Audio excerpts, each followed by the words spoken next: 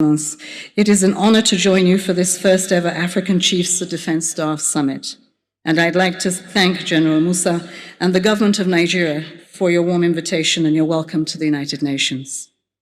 I speak as a proud African woman and as someone who has seen the cost of insecurity in families and communities across our continent, from Boko Haram in Maiduguri to the RSF in Sudan and to the conflict in Ethiopia and more recently in Gaza. These gatherings mark the birth, this one in particular, marks the birth of a new era in African security cooperation at such a critical moment.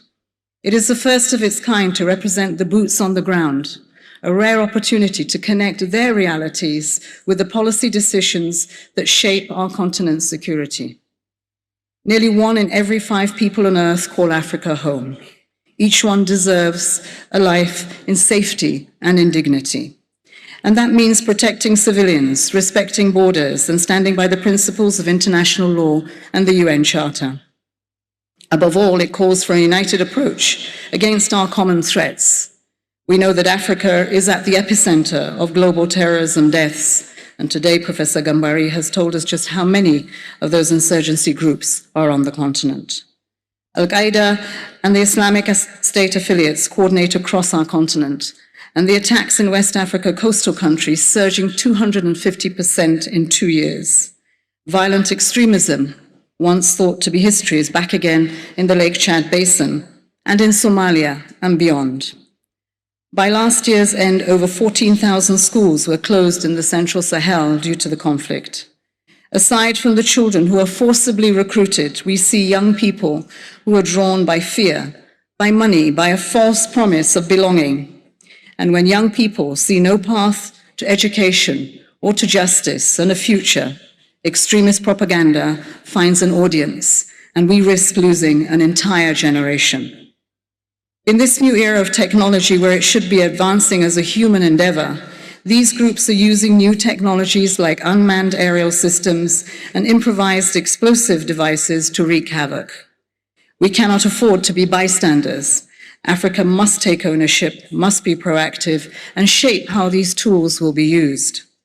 Cyberspace today is now a battle space. Elections are manipulated, institutions undermined, lies are spread until neighbor turns against neighbor. And we have seen this before. Once it was a radio carrying messages that ignited genocide. Today it is social media amplifying hate at terrifying speed. Artificial intelligence is already transforming the landscape of security. Today we do have AI tools that are helping countries suffering from conflict and insecurity, identifying food insecurity, predicting displacement caused by climate shocks, even detecting and clearing landmines. Soon they could help us to spot patterns of unrest before violence erupts. Sadly, the same technology that offers solutions also carries profound risks. AI's expansion into security systems raises fundamental questions about human rights, dignity, and the rule of law, from autonomous border surveillance to predictive policing. It creates fertile ground for misunderstanding, miscalculation, and mistakes. AI-enabled cyber attacks could cripple entire infrastructure and paralyze essential services. Algorithms today are already being used to make life or death decisions. And to turn to another challenge, climate change. It is also reshaping the geography of security across our continent, fueling food scarcity, endangering our people.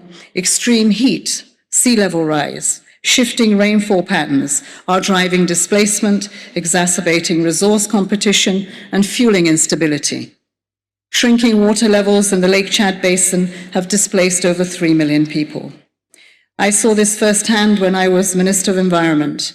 The evidence is overwhelming, and it is destabilizing our world. The UN Security Council has acknowledged that climate change is a threat multiplier that fuels conflict, displaces populations, and undermines state stability.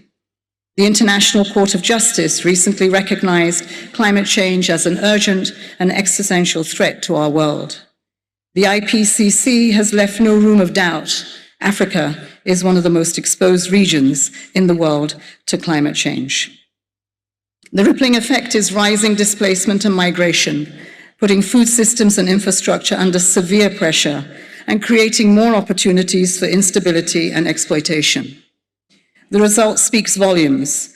Climate change is a clear and present danger to peace.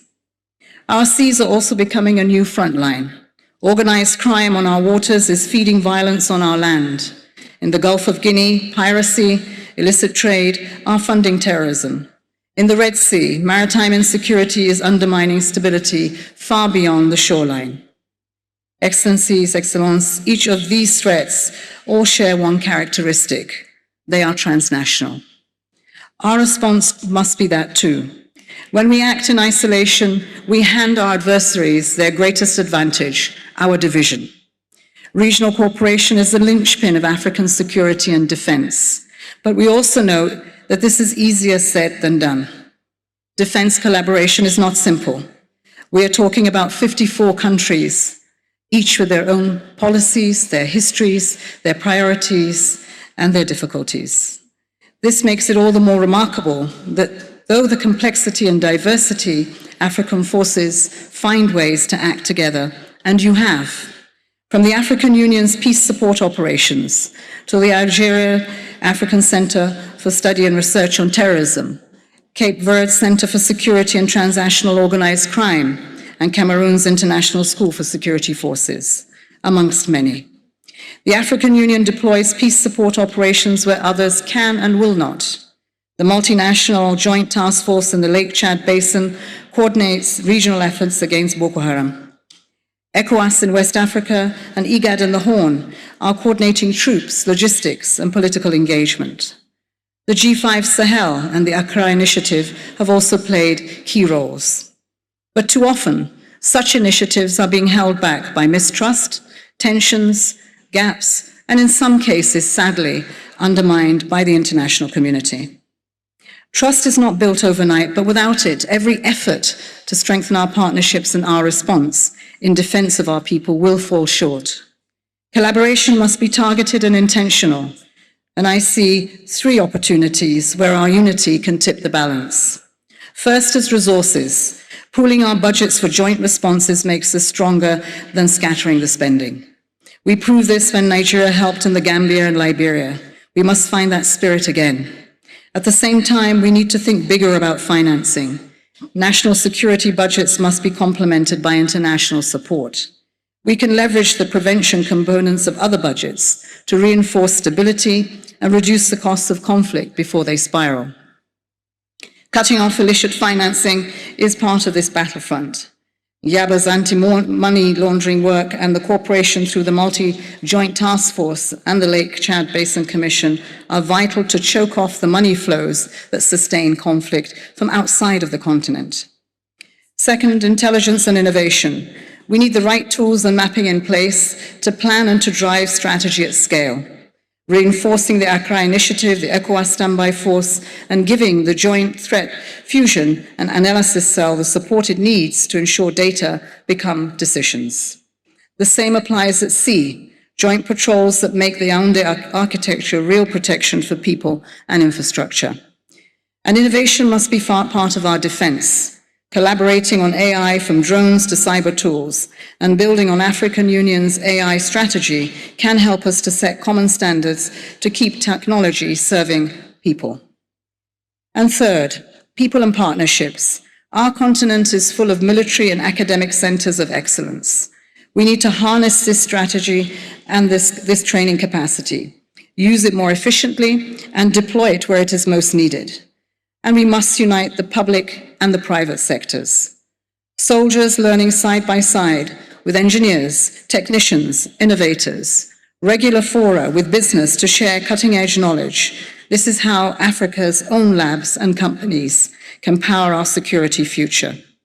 In turn, the private sector benefits from access to credit to grow their companies and to feed their bottom line. It creates an enabling environment for young people to strive for their futures. Excellencies, Excellence, history has shown that African military cooperation and collaboration has already proven itself on the world stage. 3 decades ago, Ghana and Nigeria pioneered ECOMOG in in Liberia, when regional interventions were untested. African military diplomacy stepped up into breach when others hesitated. From those West African origins and beyond, Rwanda transformed from recovery to becoming the #2 global contributor for peacekeeping forces.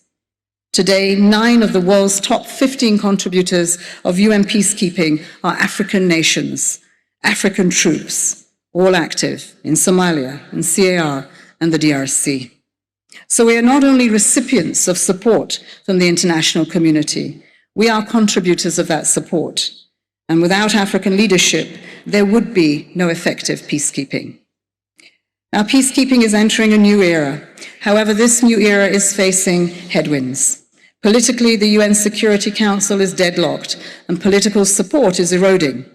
Meanwhile, external actors are pursuing their own agendas on African soil, complicating and exacerbating our security landscape. Financially, missions are now underfunded. This makes Resolution 2719 of Somalia so vital. With this resolution, and the UN Security Council acknowledged a simple truth: African crises demand African leadership, backed by global financial support for African solutions to succeed. This era, a new era of peacekeeping, also brings with it an opportunity for a new face. That face has to be younger, more diverse in people and skills that will work with communities on the front and the day after.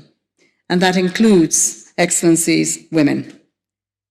On the day after, women are the anchors of recovering and helping to rebuild trust, to heal communities long after the guns fall silent. The day after also demands something else from us as military leaders: justice and accountability. They matter the day after. Everyone deserves their day in court. Even accused terrorists, as difficult as this may be able to accept, they must face justice in a court of law. And let us perhaps remind ourselves that terrorists are not born. They are our children. They are the young people who have gone astray, badly astray. And it is our duty to bring them back out from the cold into building their nations and not destroying them. These are some of the issues that international community will raise, and as leaders, you will have to be in a position that you can defend.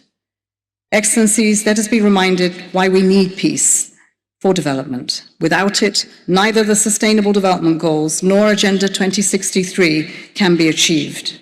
Farmers cannot farm without security. Energy systems cannot be built without being protected. Every school, every hospital depends on security. And we cannot have our children, our girls, in fear of kidnapping. Without security, development is impossible.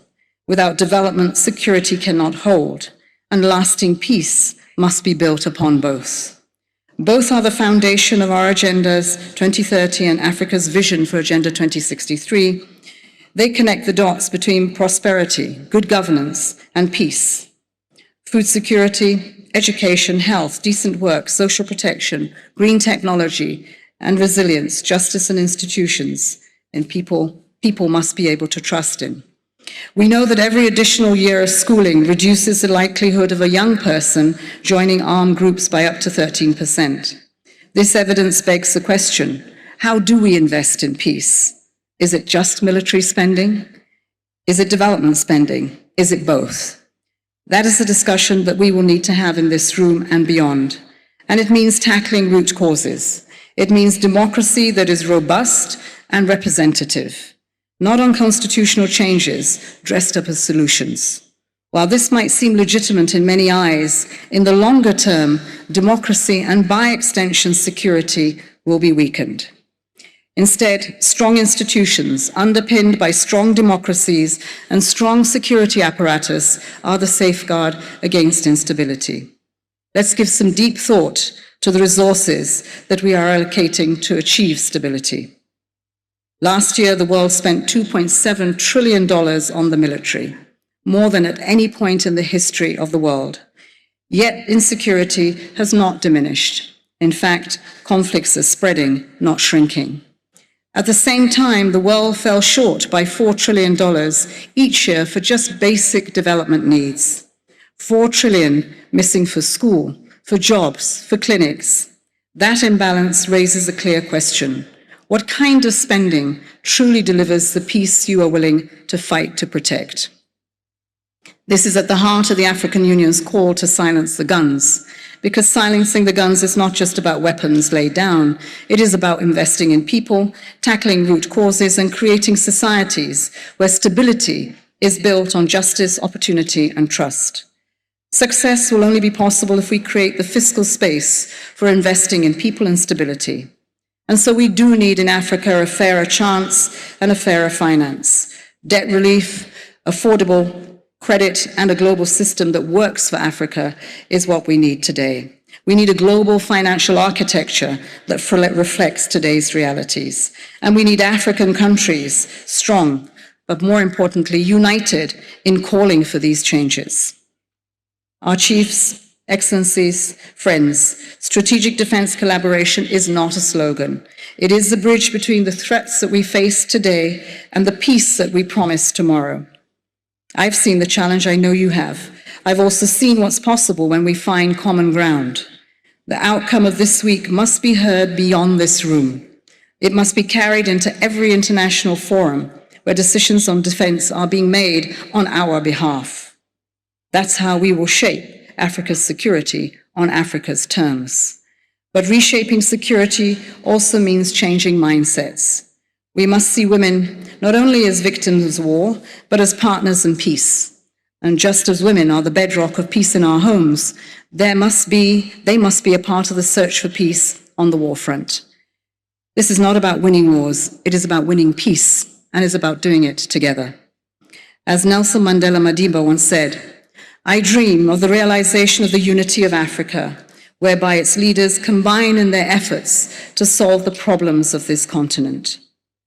That dream calls on us to act with resolve, with courage, with trust, and a shared purpose to safeguard the future of Africa, the future of Africans that we want. I thank you.